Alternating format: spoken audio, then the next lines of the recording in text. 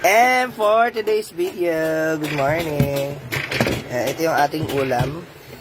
Kasama ni Chef Brenda. Oh, yeah. Dito pa. Bullshit. Si Chef. Ano isa yan? Tambakol? Fish. Ah? Ano yung ano ng good lisan? Yeah, I think it's tambakol. Parang ganun Tambakol? din. Dapat hinugot mo na yun dito. Ano to? Ang gasa mo ko diba? Sasabawan na lang.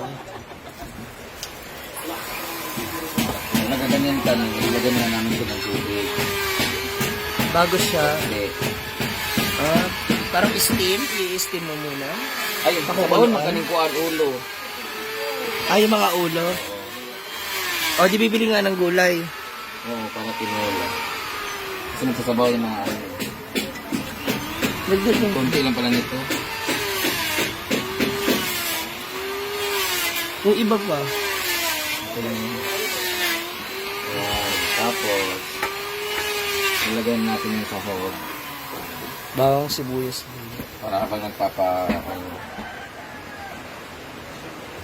pinapalagay muna namin ito, pinapakuluan muna namin hanggang sa maubasan o matuyuan. Pero hindi naman masyado matuyuan. Para mawala yung lansa. Kanya yung paminta. Sa yung powder. Powder. Or yung mga yan.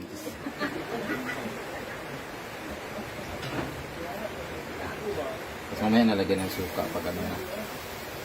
Ano mo na? Asin. Yung powder. Ay, Salt. O, mamaya na yung asin. wala yung asin eh.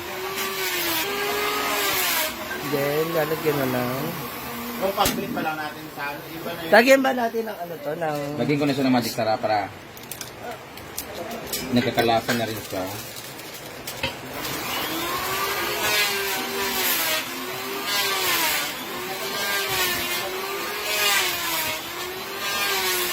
Asinan na rin natin para kung ganun yung lasa niya habang tapos mamaya mag-ano. Umamantika ka rin sa ganyan? Mamaya. Dito sa amin hindi talaga rin naman ang tika pero dahil ano Kung sanayan sa yung iba. mga taga Manila ang mga tika tayo kung gusto niyo pero mamaya na tayo maglalagay ng tika suka lang Kailangan na sa low fire lang para hindi agad masunog o mabigla yung pagkaluto sa isda. So, balikan natin siya later. Lagyan na ng suka. Oo nga. Ayan yung natural oil niya, di ba? Yung natural fats ng isda, yung omega.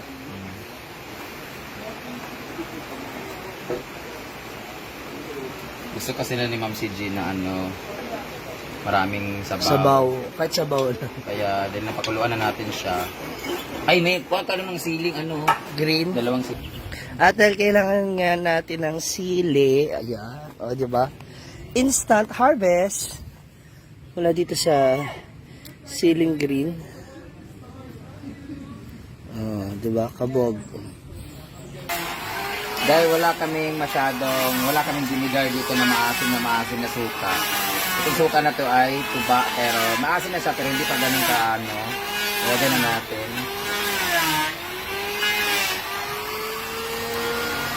Gusto nila maraming sabaw.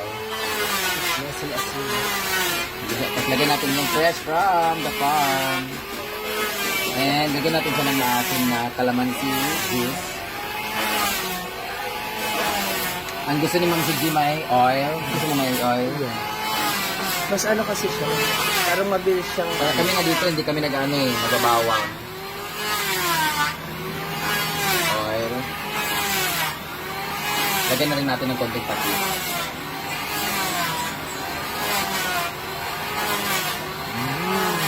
Lamo tayo. Gantayin na lang natin siya mag-resito. Magsangkot siya. Ito na. Ito na ang napakasarap na ulam niluluto ni Chef Brenda ngayong tanghali. Ayan, para sa kanyang mga trabahador. So, kain na. Let's eat.